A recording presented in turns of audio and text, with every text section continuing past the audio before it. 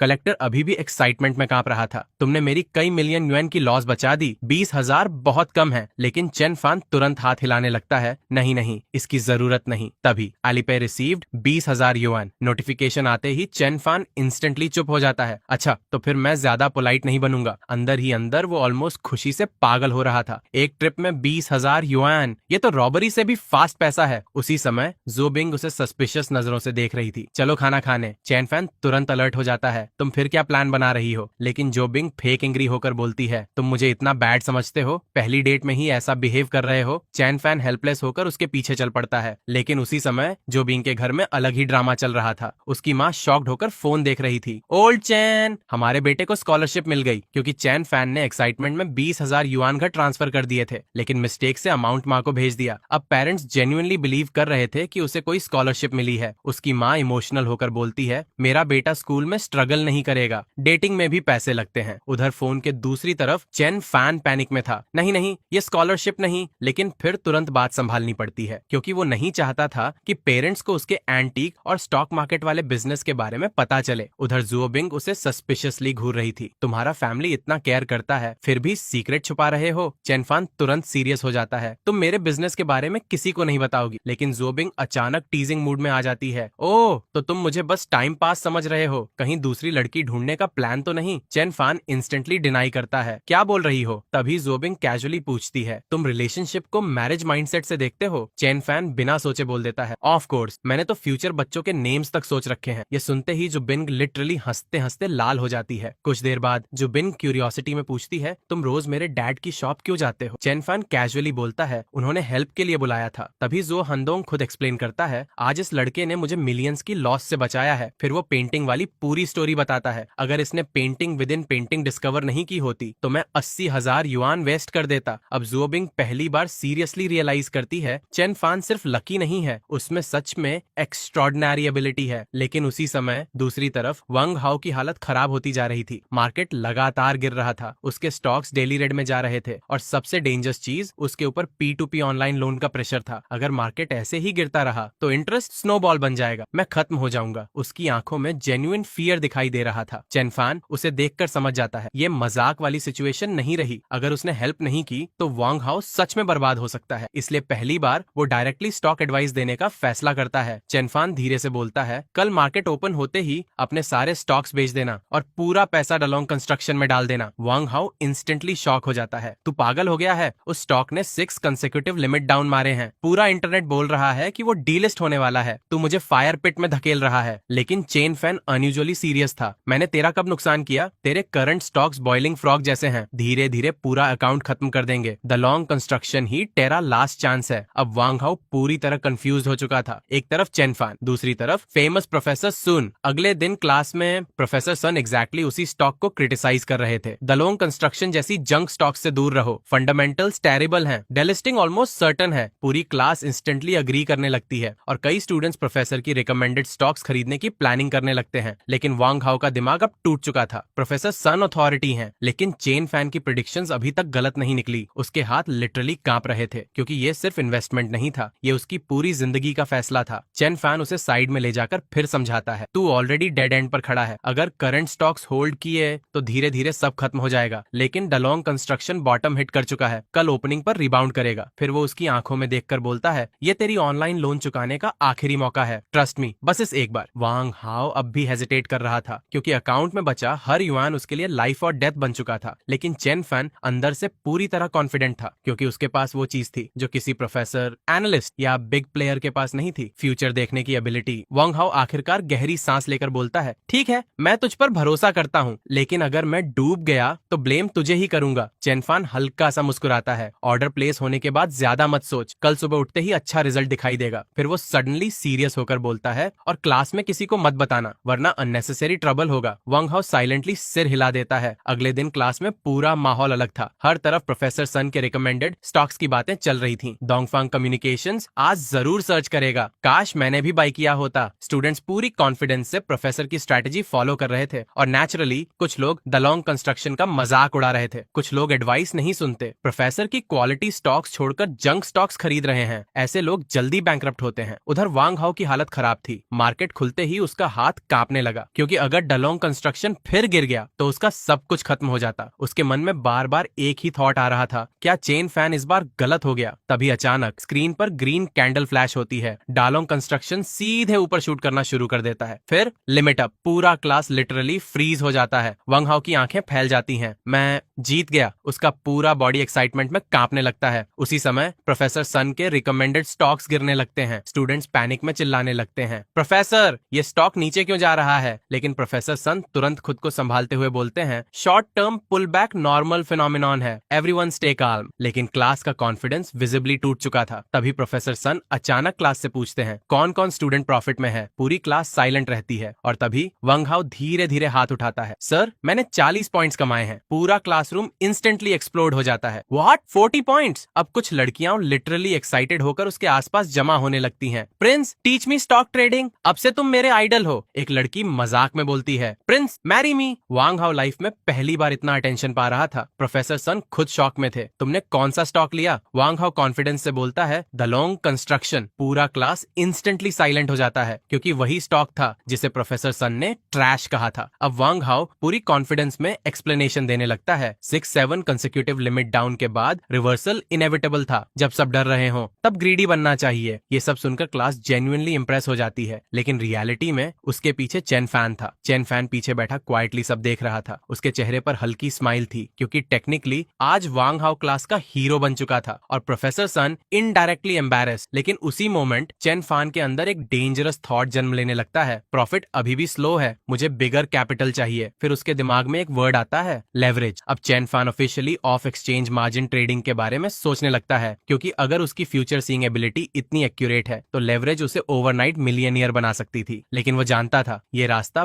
बेहद डेंजरस है, इसलिए वो सीधे जू हांडोंग के पास पहुंचता है। जू हांडोंग जैसे ही मार्जिन ट्रेडिंग सुनता है, उसका एक्सप्रेशन इंस्टेंटली सीरियस हो जाता है। तुम लेवरेज खेलना चाहते हो? ये बहुत डेंजरस चीज है। चेन फैन तुरंत कैजुअली झूठ बोलता है, मेरे लिए नहीं, एक फ्रेंड के लिए पूछ रहा हूँ। लेकिन जू हांडोंग उसकी आंखों में ग्रीड साफ देख चुका था। वो धीरे से वार्निंग देता है, of exchange leverage rabbit hole है, बहुत कम लोग सेफ निकलते हैं, रिस्क कंट्रोल सबसे इंपॉर्टेंट है, ओवरनाइट रिच बनने का सपना मत देखो। लेकिन चेन फन अंदर ही अंदर ऑलरेडी डिसाइड कर चुका था, क्योंकि उसकी एबिलिटी उसे ऑलमोस्ट इनविंसिबल फील करा रही थी। आखिरकार जो हांडोंग उसे एक रिलायबल कॉन्टैक्ट दे देता है। पहले रिस्क टर्म्स अच्छे से समझ लेना, जल्दी मत करना। लेकिन चेन फन प्रैक्टिकली हाफ सुन ही नहीं रहा था। उसके दिमाग में सिर्फ नंबर्स घूम रहे थे। 2 lakh per day, 5 lakh per day. उसकी ग्रीड धीरे धीरे कंट्रोल से बाहर जा रही थी। उधर दूसरी तरफ जू बिंग अभी भी उसे डेटिंग मोड में खींचने की कोशिश कर रही थी। चलो मूवी देखने चलते हैं। लेकिन चेन फैन का पूरा फोकस स्टॉक्स पर था। फिर भी वो उसके साथ चला जाता है, क्योंकि अब वो जेन्युइनली उससे अटैच्ड होने लगा था। मीनवाइल वंग हाउ की पॉपुलैरिटी अचानक एक्सप्लोड कर चुकी थी। कई लड़कियां उससे स्टॉक एक्सपीरियंस एक्सचेंज के नाम पर मिलने लगी, और नेचुरली उसकी गर्लफ्रेंड जू केक्सन फ्यूरियस हो गई। पूरा रिलेशनशिप कोलैप्स होने की कगार पर पहुंच गया। डॉर्म में बैठे लड़के हंस रहे थे। प्रिंस की लव लाइफ खत्म होने वाली है। चेन फैन बस साई करता है। कॉलेज रिलेशनशिप सच में अनरिलायबल है। लेकिन उसी रात उसने फाइनली अपना अल्टीमेट मूव डिसाइड कर लिया। वो स्क्रीन पर परसेंटेज देख रहा था, 8.88%। अगर स्टॉक वहां तक गया तो उसका daily profit 2 lakh UN cross कर सकता था। अब उसकी आंखों में एक्साइटमेंट नहीं, प्योर ऑब्सेशन दिखाई दे रही थी। यही फीलिंग है ओवरनाइट रिच होने की। वंग हाउ की पॉपुलैरिटी जितनी तेजी से ऊपर गई थी, उसकी रिलेशनशिप उतनी ही तेजी से टूटने लगी। सू केक्सन गुस्से में उसके सामने खड़ी थी। तुम इतने अनग्रेटफुल कैसे हो सकते हो? मैं कॉल कर रही हूँ, मैसेजेस भेज रही हूँ, और तुम दूसरी लड़कियों के साथ स्टॉक डिस्कशन में बिजी हो। लेकिन वांग हाउ अभी भी अपनी सक्सेस के नशे में था। तुम ओवर रिएक्ट कर रही हो। तभी सू केक्सन सीधे बोल देती है, breakup. Wang how instantly panic हो जाता है। अचानक क्यों? कम से कम रीजन तो दो।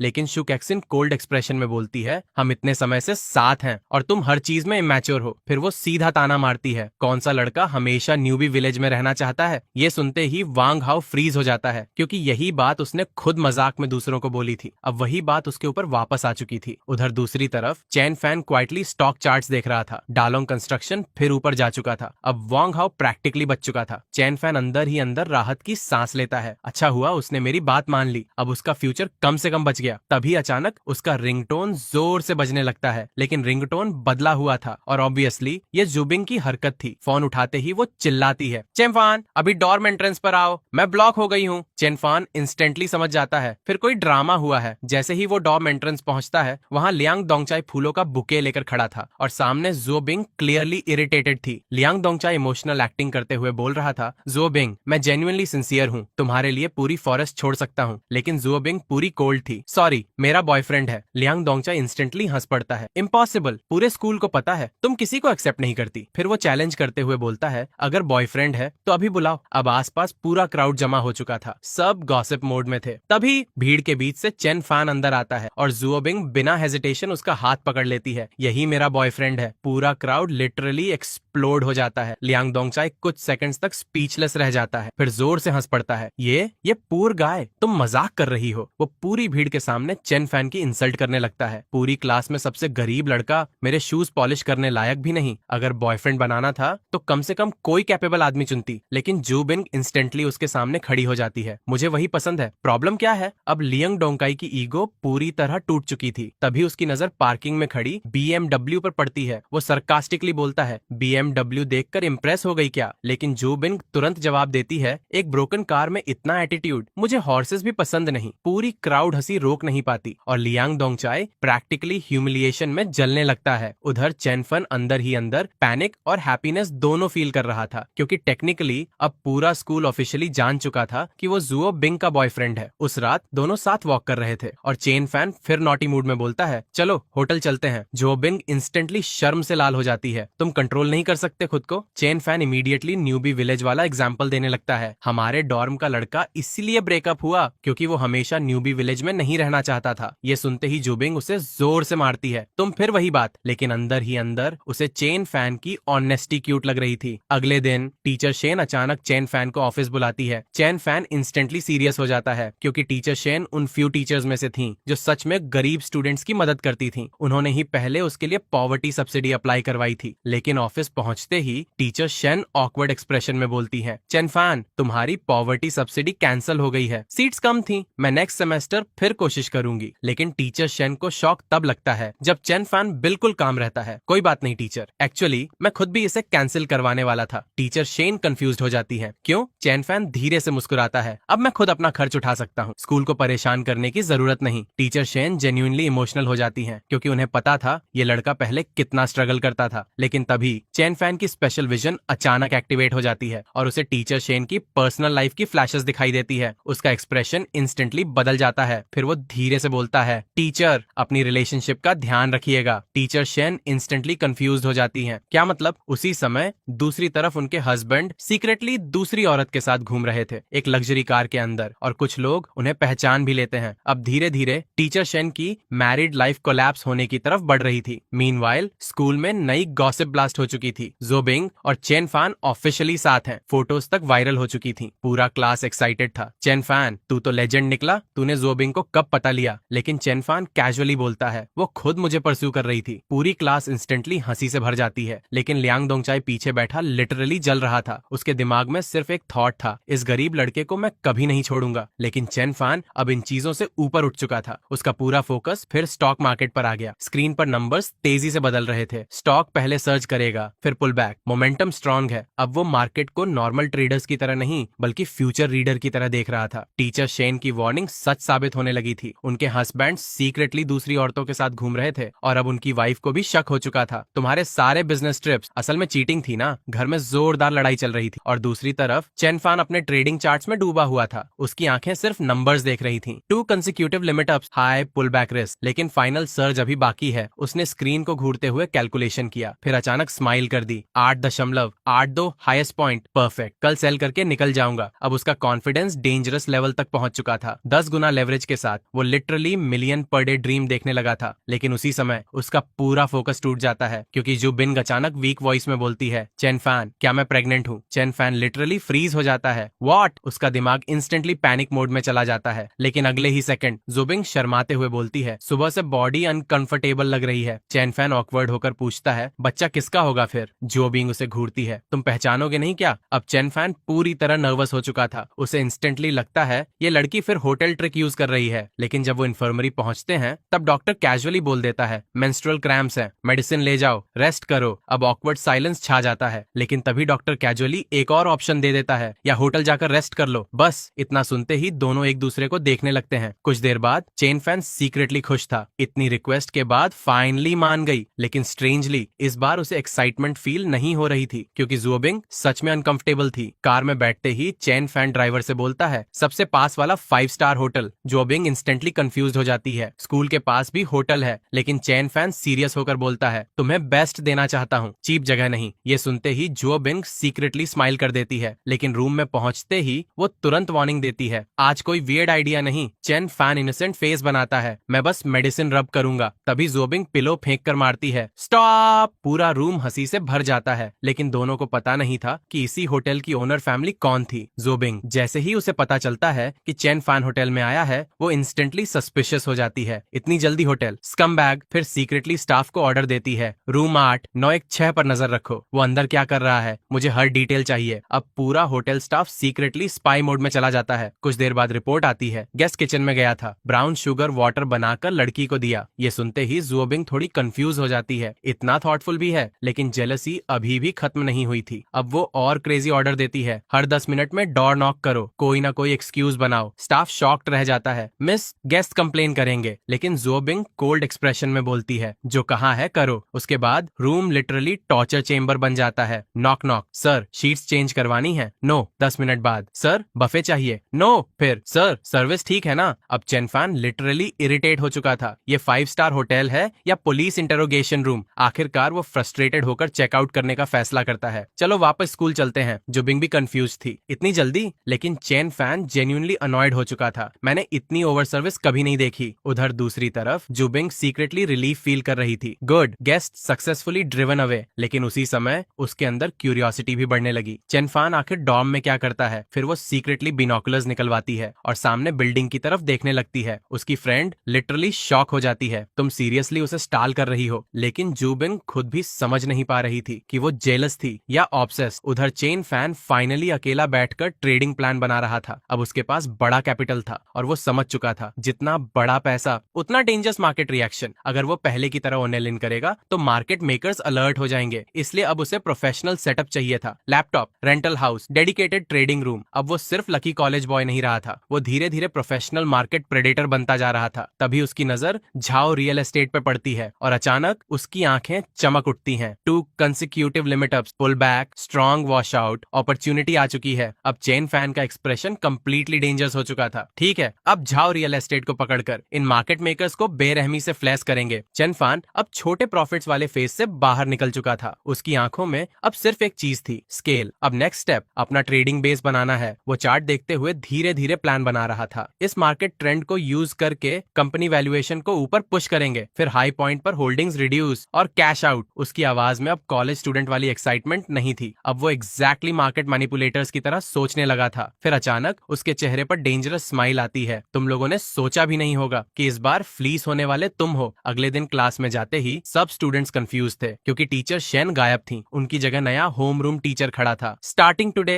I am your new home room teacher. पूरी क्लास विस्पर करने लगती है। चेन फैन का एक्सप्रेशन इंस्टेंटली सीरियस हो जाता है क्योंकि उसे वही विजन याद आता है। Teacher Shane, green hat, broken marriage. अब उसे समझ आ गया था, वो सच में रिजाइन कर चुकी थी। उधर दूसरी तरफ chain fan finally house hunting कर रहा था। उसे अब हॉस्टल से बाहर निकलना था क्योंकि बड़े ट्रेड्स के लिए उसे प्राइवेट ट्रेडिंग रूम चाहिए था। ब्रोकर उसे अपार्टमेंट दिखाते हुए बोल रहा था, 1 bedroom studio, fully furnished, school से सिर्फ 300 मीटर। चेन फैन रूम में चारों तरफ नजर घुमाता है। लोकेशन परफेक्ट थी, सिक्योरिटी हाई लेवल और सबसे इंपॉर्टेंट, कोई डिस्टर्ब नहीं करेगा। लेकिन प्राइस सुनते ही उसका दिल हल्का डूब जाता है। 24,000 ईयरली रेंट, 2 लैपटॉप्स, लगभग 40,000 खर्च। अब उसे एहसास होता है इतने प्रॉफिट्स के बाद भी वो अभी जेन्युइनली रिच नहीं हुआ, बस थोड़ा ऊपर उठा है। फिर भी वो तुरंत डील फाइनलाइज कर देता है। ठीक है, मैं अभी ट्रांसफर करता हूँ। लेकिन पेमेंट करने के बाद उसके अकाउंट में नोटिसेबली कम पैसा बच जाता है। अब उसे अगले दिन होल्डिंग्स रिड्यूस करनी ही थी। उसके बाद वो सीधे कंप्यूटर शॉप पहुंचता है। प्रोफेशनल स्टॉक ट्रेडिंग के लिए 2 लैपटॉप चाहिए। शॉपकीपर तुरंत एक्सपेंसिव मॉडल्स निकालता है। Financial analysis software pre installed है। चेन फैन बिना ज्यादा सोचे दोनों खरीद लेता है। अब वो सीरियसली प्रोफेशनल ट्रेडर की तरह सेटअप बना रहा था। लेकिन लैपटॉप्स डिलीवर करवाते समय उसे अचानक एक फेमिलियर वॉइस सुनाई देती है। चेन फैन वो पीछे मुड़ता है और शॉक हो जाता है। टीचर शेन जेन्युइनली बिलीव कर रही थी कि चेन फैन पार्ट टाइम और जॉब्स कर रहा है। तुम बहुत मेहनती हो, क्लास बंक करके भी काम कर रहे हो। चेन फैन ऑकवर्ड स्माइल देता है, बस थोड़ा एक्स्ट्रा काम कर लेता हूँ। लेकिन टीचर शेन इमोशनल हो जाती है। काश मैं तुम्हारी सब्सिडी कैंसिल होने से रोक पाती, तुम्हें इतना स्ट्रगल नहीं करना पड़ता। चेन फैन क्वाइटली उनकी तरफ देखता है क्योंकि उसे पता था ये टीचर सच में स्टूडेंट्स की केयर करती थी। फिर वो धीरे से बोलता है, अपने हाथ से कमाया पैसा ज्यादा रियल लगता है। ये सुनकर teacher Shane genuinely proud feel करती हैं। लेकिन अगले ही मोमेंट सिचुएशन ऑकवर्ड हो जाती है क्योंकि सडनली पता चलता है जिस अपार्टमेंट को चेन फैन ने रेंट किया है वही apartment teacher Shane secretly use कर रही थी और उनके पास उसकी की भी थी। अब दोनों ऑकवर्ड साइलेंस में खड़े थे। टीचर शेन जल्दी से एक्सप्लेनेशन देती हैं, लैंडलॉर्ड ने की सिक्योरिटी गार्ड के पास छोड़ी थी, मैं बस कुछ क्लॉथ्स लेने आई थी। चेन फैन तुरंत समझ जाता है वो शायद टेम्पोरेरीली अलग रह रही हैं। कुछ देर बाद दोनों साथ बाहर निकलते हैं और रास्ते में चेन फैन क्वाइटली पूछता है, टीचर आपने अचानक रिजाइन क्यों की? टीचर शेन कुछ सेकंड्स चुप रहती हैं, फिर हल्का सा स्माइल करती हैं, तुमने ही तो रिमाइंड किया था। अब चेन फैन समझ जाता है उसे उसके वर्ड्स याद रह गए थे। फिर पहली बार टीचर शेन ऑनेस्टली बोलती हैं, अब शायद कुछ समय के लिए बाहर घूमूंगी, खुद को रीसेट करूंगी। चेन फैन धीरे से बोलता है, रिलेशनशिप लाइफ का सिर्फ एक हिस्सा है, सब कुछ नहीं। अगर वो टूट भी जाए तो ड्रीम्स, वर्क, गोल्स अभी भी बचते हैं। टीचर शेन की आंखें हल्की भर जाती हैं। थैंक यू चेन फैन, तुम सही हो,